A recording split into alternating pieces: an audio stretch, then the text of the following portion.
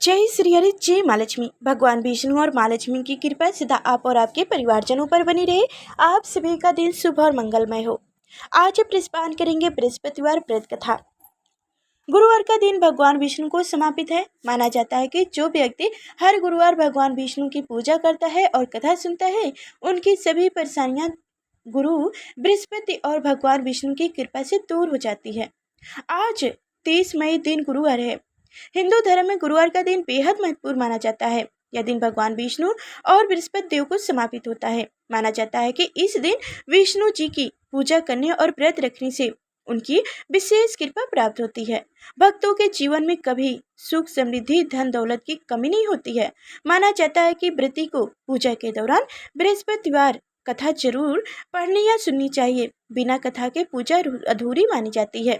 ऐसे में आज मैं आप सभी को सुनाने जा रही हूँ बृहस्पतिवार व्रत कथा।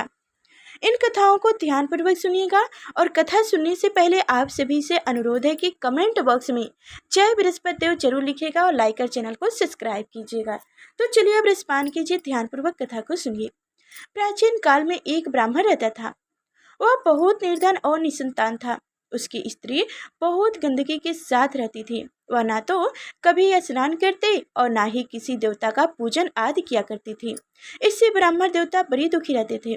बेचारे बोलते बोलते थक चुके थे, लेकिन कुछ इसका परिणाम न निकला। भगवान की असीम कृपा से ब्राह्मण स्त्री को एक कन्या रूपी रतन पैदा हुई। कन्या बड़ी होने पर प्रतिदिन प्राप्त स्नान कर विष्णु भगवान का जप एवं गुरुवार व्रत करने लगी। वह हर रोज अपने पूजा पाठ को समाप्त करके विद्यालय जाती तो मुट्ठी भर जौ ले जाती। इस प्रकार से पाठशाला के मार्ग में जौ छिटते जाती थी। यही जौ स्वर्ग के हो जाते। लौटते समय स्वर्ग के बने जौ को बीन कर वह घर ले आती। एक दिन की बात है, जब वह बालिका उस सोने के जौ को सूप में फटक कर साफ कर रही थी, तभी उनकी माता की नजर उस पर पड़ी और कहने लगी, हे बेटी, सोने के जौ को फटकने के लिए सूप भी तो होना चाहिए सोने का।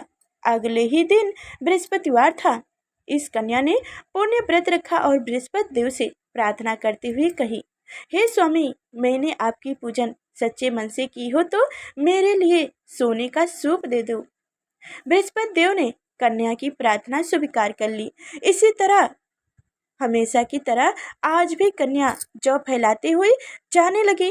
वापस लौटकर जब वो जौ बीन रही थी, तभी उसकी नजर सोने की सूप पर पड़ी। बृहस्पति देव की कृपा से उसे सूप मिला। कन्या उसे घर ले आई। फिर से वह जौ साफ करने लगी, परंतु उसकी माँ के ढंग रंग वही रहा, बदला नहीं था। एक दिन वह कन्या सोने के सूप में जौ फटक रही थी। तभी उस समय उस शहर का राजकुमार वहां से गुजर रहा था। इस दौरान कन्या के रूप और कार्य को देखकर राजकुमार मोहित हो गया। अपने घर जाकर अन्न जल त्याग कर उदास होकर लेट गया। राजा को उनके बेटे की समाचार सुनी तो वह दौड़े हुए प्रधानमंत्रियों के साथ अपने राजकुमार के पास आए और बोले, हे बेटा, तुम्हें किस बात का दुख है? किसी ने तुम्हारा अपमान किया है या फिर कोई और कारण हो तो भी मुझे बताओ। मैं वही कार्य करूँगा जिससे तुम प्रसन्न हो जाओ। राजकुमार यह सुनकर बोले, मुझे आपके कृपा से मुझे किसी का कोई दुख नहीं है। मेरा कोई अपमान भी नहीं किया है और ना ही किसी ने मुझे कुछ कहा है, परंतु मैं उस लड़की से विवाह करना चाहता हूँ जो मैंने सोने के सूप में जो साफ करती हुई देखा है। यह सुनकर राजा को आश्चर्य हुआ और बोले, हे बेटा, इस तरह की कन्या का पता तुम लगाओ। मैं तेरा विवाह उसके साथ अवश्य करा दूंगा। राजकुमार ने उस लड़की के घर का पता बताए। तब राजा के मंत्री उस लड़की के घर गए, ब्राह्मण देवता को पूरी बात बताई। फिर ब्राह्मण देवता अपनी कन्या का विवाह राजकुमार के साथ कराने के लिए तैयार हो गए।